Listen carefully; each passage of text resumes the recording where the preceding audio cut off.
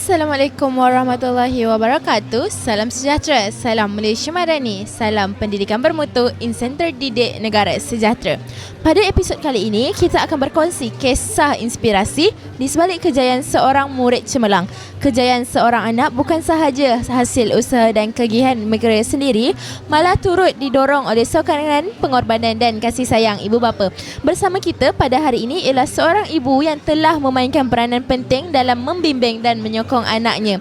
Terima kasih Puan Ganti kerana sudi meluangkan masa bersama kami. Ya, selamat tengah hari. Ya. Soalan pertama saya, bagaimanakah Puan melihat perubahan dalam anak Puan? Seperti yang kita tahu, dia di sini untuk menerangkan tentang newspaper, bukan? Ya, dari awal lagi dia minat membaca.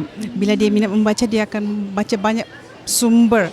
So, membaca newsbite ni telah membantu dia untuk berfikiran lebih kreatif dan kritis. So she also likes, dia suka grafik, very colourful grafik yang boleh buat dia memperkembangkan creativity mind dia. Faham. Jadi untuk soalan kedua yang seperti kita tahu tadi, anak Puan baru sahaja bagi talk. Macam mana Puan perasaan Puan kerana macam tak senang kan nak bagi anak keluar apa semua?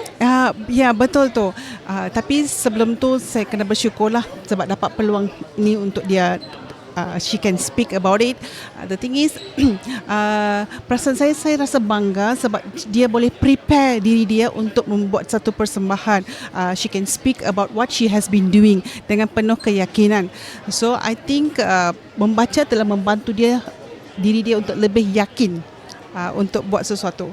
Betul. Ini pula kan pesta buku antarabangsa, lagilah semangat je kita nak membaca. Betul. Saya setuju. Baiklah, terima kasih Puan atas perkongsian yang sangat bermakna dan memberi inspirasi kepada kita semua.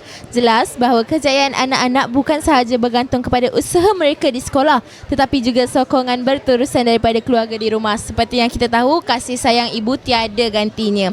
Semoga pengalaman dan tips yang dikongsikan hari ini dapat menjadikan panduan serta motivasi kepada para ibu bapa dan pelajar yang sedang berusaha mencapai impian masing-masing. Jumpa lagi dalam episod akan datang dengan lebih kisah dan perkongsian menarik. Sekian sahaja daripada kami. Terima kasih semua.